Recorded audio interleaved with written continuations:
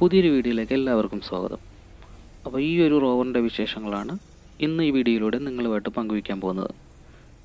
അപ്പോൾ വീഡിയോ മുഴുവനായും കാണുക, ചാനൽ സബ്സ്ക്രൈബ് ചെയ്യുക, ഷെയർ ചെയ്യുക, ലൈക്ക് ചെയ്യുക. Okay, welcome to the video.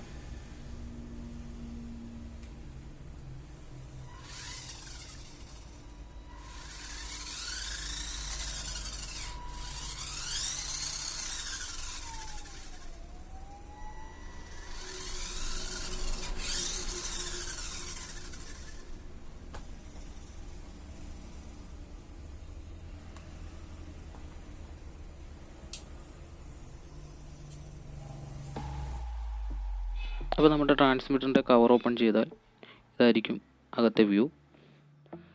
ഞാനിവിടെ എടുത്തിരിക്കുന്ന 2 ജോയ്സ്റ്റിക്ക്, അതേപോലെ തന്നെ 2 പൊട്ടൻഷ്യോമീറ്ററും ഇവിടെ ഈ സർക്യൂട്ടിൽ കണക്ട് ചെയ്തിട്ടുണ്ട്. നമ്മുടെ ഹാർഡ്വെയറിൽ യൂസ് ചെയ്തിരിക്കുന്നത് അറ്റ്മക 328P മൈക്രോ കൺട്രോളറാണ്. അതുകൂടാതെ ലോങ് റേഞ്ച് RF ട്രാൻസ്മിറ്ററും ഉപയോഗിക്കുന്നുണ്ട്. ടോട്ടൽ സർക്യൂട്ട് വരയ്ക്കുന്നത് 6 വോൾട്ടിലാണ്. അപ്പോൾ അതിന് സീരീസ് ആയിട്ട് ഞാനിവിടെ ഒരു ഓൺ ഓഫ് സ്വിച്ച് കണക്ട് ചെയ്തിട്ടുണ്ട്. നമുക്ക് ആവശ്യമുള്ളപ്പോൾ ഓണാക്കി ഓഫാക്കുകയും ചെയ്യാനാണ്. അപ്പോൾ നമ്മൾ റിസീവർ സർക്യൂട്ട് നോക്കുമ്പോഴത്തേക്കും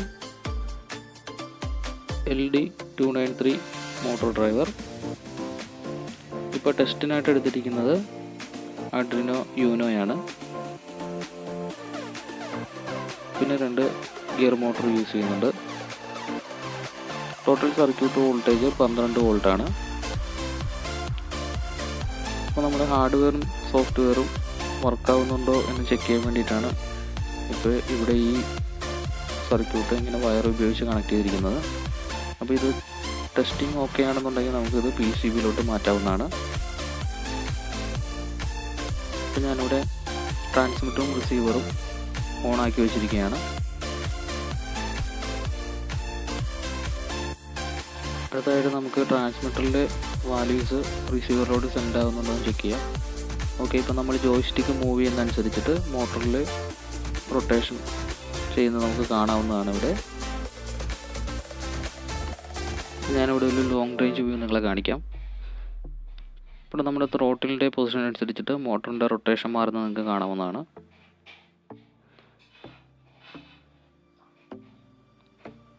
അപ്പോൾ നമ്മുടെ ഹാർഡ്വെയർ സോഫ്റ്റ്വെയറും പക്കയായിട്ട് വർക്ക് ചെയ്യുന്നുണ്ട്. ഇപ്പോൾ നമുക്ക് ഒറിജിനൽ ഹാർഡ്വെയറിലോട്ടും സോഫ്റ്റ്വെയറിലോട്ടും പോകാം. അതിനുശേഷം ഒരു ഫുൾ ഇതിൻ്റെ വർക്കിംഗ് വീഡിയോ കാണിച്ചു തരാം.